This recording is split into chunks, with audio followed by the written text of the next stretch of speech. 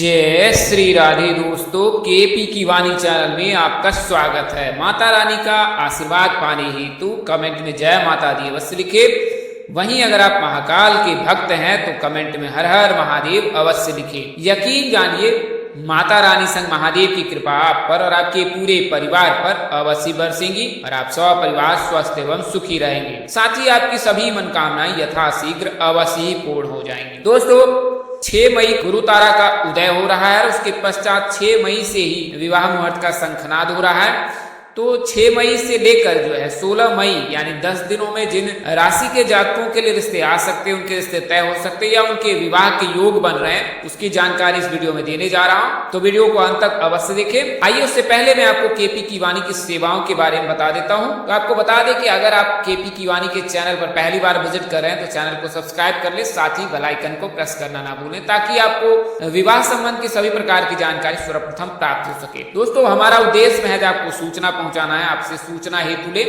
इसके अतिरिक्त अगर आप इनको मानते हैं, अपनाते हैं, उपयोग करते हैं तो इससे पहले अपने नजदीक के किसी प्रकार पंडित अथवा ज्योतिष से अवश्य संपर्क कर ले। और तत्पश्चात व्यक्ति विशेष के लिए जो है यह जानकारी नहीं है, ग्रह राशि परिवर्तन के आधार पर आपको यह जानकारी दी जा रही है। अगर आपकी राशि इनमें से एक है और आपकी चंद्र राशि है तो यकीन जानिए यह जानकारी पूर्णतः आपके लिए सत्य और सटीक है। वहीं आपको बता दें कि अगर आपकी शादी में अड़चने आ रही है, शादी तय होने के बाद टूट जा रही है, शादी में किसी न किसी वजह से व्यवधान आ रहा है, आप परेशान है, आपके घर वाले परेशान है, आपके रिश्तेदार परेशान है, इसके पश्चात भी आपके विवाह के योग नहीं बन रहे तो एक बार आप केपी की वाणी से अवश्य संपर्क करें। यकीन जानिए केपी की वाणी पर कुंडली देखकर और कुंडली बनाकर आप चाहे तो मौखिक या लिखित किसी भी माध्यम का चयन कर पूर्ण जानकारी ज्ञात कर सकते हैं कि आपकी शादी कब होगी, कहाँ होगी, कैसे होगी, किससे होगी, किस दिशा में होगी, कितनी दूरी पर होगी, किस नाम से होगी, किस राशि से करनी चाहिए, जीवन साथी का रंग रूप स्वरूप स्वभाव और उनका करियर कैसा होगा, आपका करियर कैसा होगा। अगर आप लव मैरिज करना चाहते हैं तो माता पिता की सहमति मिलेगी कि नहीं मिलेगी, ससुराल में घर द्वार कैसा होगा, सास ससुर का स्वभाव कैसा होगा, पति कितना पढ़ा लिखा होगा, पत्नी कितनी पढ़ी लिखी होगी, संतान योग, राजयोग, भाग्य योग, भाव योग, ये तमाम तरह की जानकारी आपको केपी की वाणी से मिल जाएगी। आप चाहे तो मौखिक या लिखित किसी भी माध्यम का चयन कर जानकारी प्राप्त कर सकते हैं। हमारा संपर्क नंबर 8521835670 है, 8521835670। तो इस नंबर पर आप संपर्क कर सकते हैं। वहीं ऐसे जातक जिनकी शादी तय हो चुकी है उन्हें मैं सलाह दूंगा कि आप अपनी कुंडली मिलान अवश्य करा ले और यह जानकारी ज्ञात कर ले कि विवाह उपरांत आपका वैवाहिक जीवन कैसा रहने वाला है। भकुर दोष, नारी दोष लगने पर जो है वैवाहिक जीवन में परेशानी आती है तो इसका आप अवश्य ख्याल रखें। वहीं अगर आप निसंतान है तो भी आप संपर्क कर सकते हैं और अगर भकुर दोष लगा है 9-5 का तो उसका आप निवारण अवश्य करा ले तो आपको जो भी दिक्कत आ रही है वो दिक्कत दूर हो जाएगी। आइए अब वीडियो में आगे बढ़ते हैं। तो पहले मैं आपको ग्रह राशि परिवर्तन की जानकारी देता हूँ, उसके पश्चात मैं आपको कुछ उपाय बता देता हूँ और फिर अंत में आपको जानकारी दूंगा उन 4 राशियों के बारे में। तो चंद्रमा जो है मन के कारक होते हैं। चंद्रमा के कमजोर रहने से मानसिक तनाव होता है, मन में पीड़ा होती है, व्यक्ति व्यतीत रहता है। चंद्रमा के कमजोर रहने से व्यक्ति के अंदर जो है कई प्रकार के विचार आते रहते हैं, कई गलत कार्य भी करता है व्यक्ति। तो ऐसा तब होता है जब चंद्रमा कमजोर होता है। कभी कभी आपने किसी ज्योतिष से सुना होगा कि पूर्णिमा की रात में जो है चंद्रमा के कमजोर व्यक्ति जो चंद्रमा से कमजोर रहते हैं या उनकी कुंडली में चंद्रमा कमजोर रहता है तो उन्हें बहुत पीड़ा होती है, वो अव्यवस्थित रहते हैं और संतुलित रहते हैं, वो किसी प्रकार की जो है द्वेष भावना में जीते हैं। तो ऐसा चंद्रमा के चलते होता है।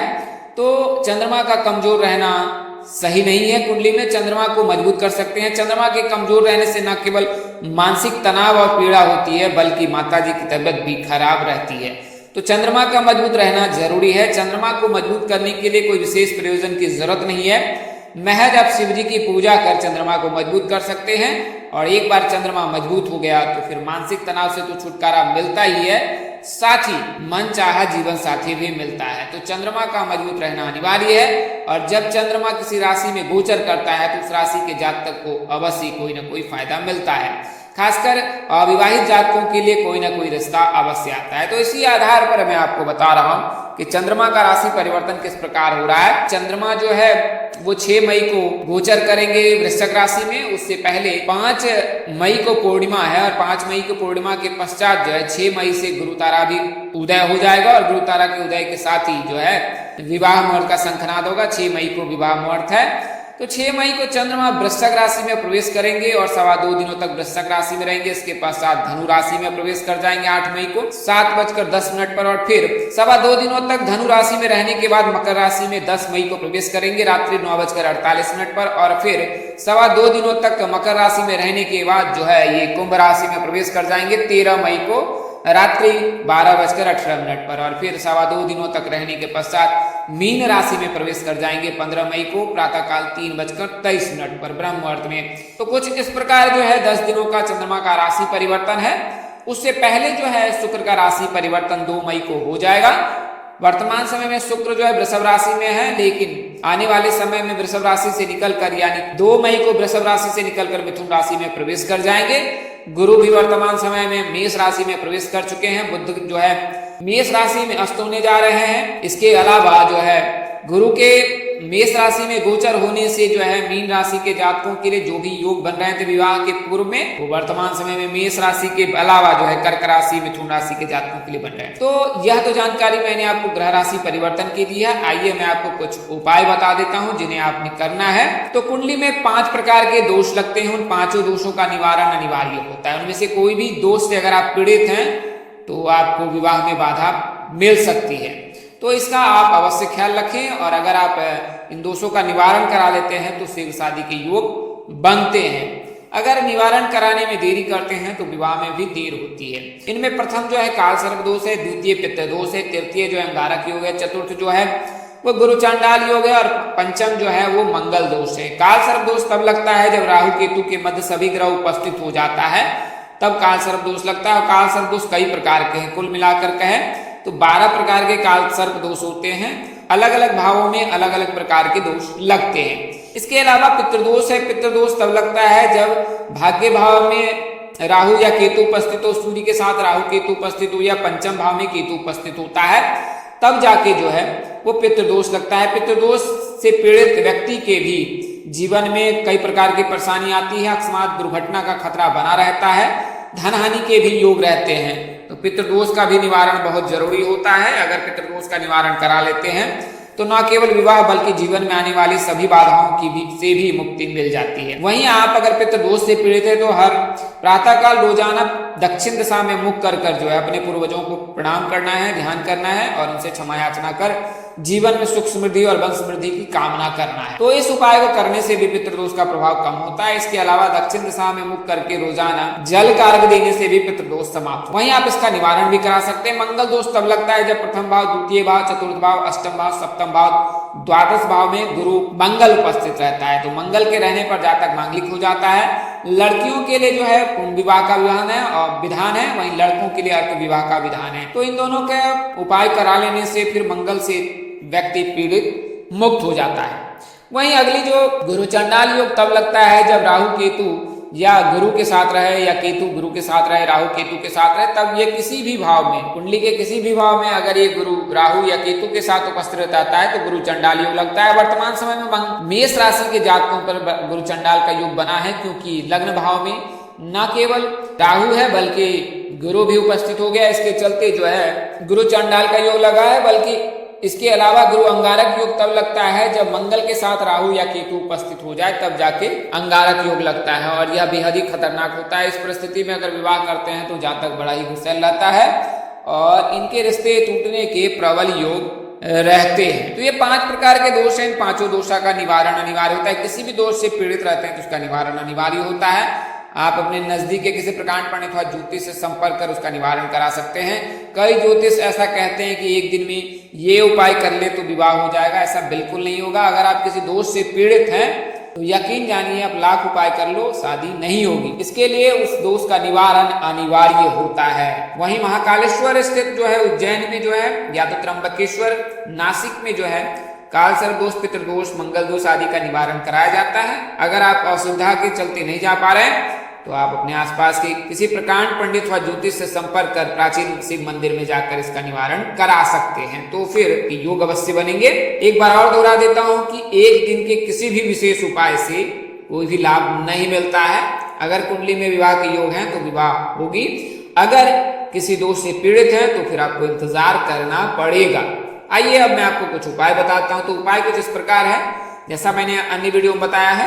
नए व्यूअर्स के लिए मैं बता दूं कि अगर आप शुक्र को मजबूत करते हैं, लड़के हैं तो शीघ्र शादी के योग बनेंगे। अगर आप लड़की हैं तो गुरु को मजबूत करें, गुरु को मजबूत करने से फिर शीघ्र विवाह के योग बनते हैं। तो लड़के जल में इलायची डालकर जो है स्नान करें, वहीं लड़कियां हल्दी मिलाकर स्नान करें। लड़के सफेद रंग के कपड़े पहने, सोमवार और शुक्रवार के दिन श्वेत वस्त्र धारण करें, वहीं लड़कियां जो है गुरुवार के दिन पीले वस्त्र धारण करें। शिव जी की उपासना करें लड़कियां जो है भगवान श्री हरि विष्णु जी की पूजा उपासना करें। इस दिन जो है व्रत रख सकती हैं और संध्या काल में भोजन कर सकती हैं। वहीं लड़के भी सोमवार या शुक्रवार में किसी एक दिन का चयन करें और इस दिन जो है उपवास रखें। संध्या काल में फलाहार कर सकते हैं, भोजन ग्रहण कर सकते हैं। इसके अलावा प्रतिदिन दुर्गा सप्तशती से अर्गला स्तोत्रम का पाठ करना भी अविवाहित लड़कियों के लिए फायदेमंद रहता है। लड़के भी इस स्त्रोत का पाठ कर सकते हैं। वहीं वास्तु के हिसाब से भी ध्यान रखना चाहिए विवाह के लिए। तो कन्या को विवाह के लिए देखने जा रहा है तो उनको गुड़ खाकर जाना चाहिए। इसके अलावा गणेश जी की आराधना करने से भी विवाह के योग बनते हैं।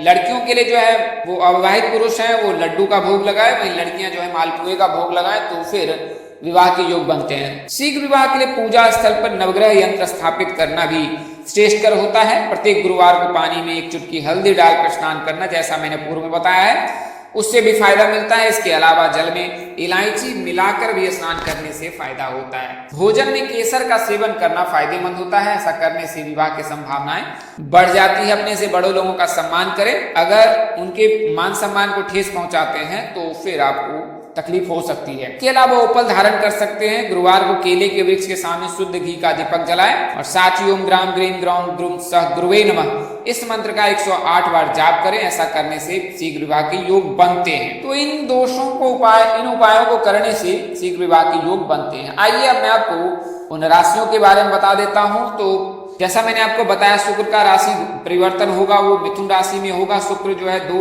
मई को मिथुन राशि में प्रवेश करेंगे और इसके पश्चात 30 मई को जो है वो कर्क राशि में प्रवेश करेंगे। तो मिथुन राशि के जातकों के लिए विवाह के तो प्रबल योग हैं। अगर आप मिथुन राशि के जातक हैं तो उत्तर दिशा से विवाह के योग बन रहे हैं और उत्तर दिशा से विवाह प्रस्ताव आ सकता है। अगर विवाह प्रस्ताव लेकर जा रहे हैं तो उत्तर दिशा में जाए तो शीघ्र विवाह के योग बनेंगे।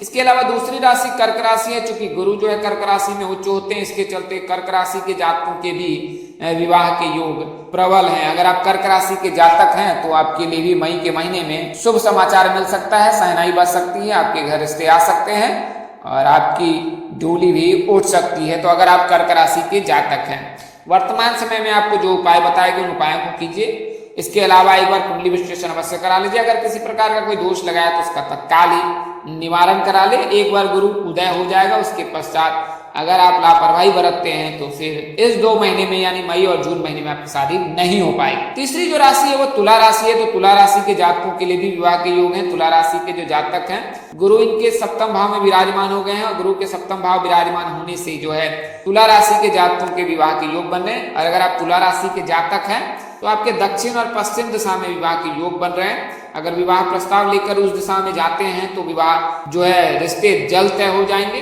बात करें नाम की तो जी नाम के जातक, एम नाम के जातक, एस नाम के जातक के साथ परिणय सूत्र में बन सकते हैं। इसके अलावा अगली जो राशि है वो धनु राशि है। धनु राशि के विवाह के योग जो है मई महीने में बन रहे हैं। वर्तमान समय में धनु राशि के जातक 7.5 से मुक्त हो गए।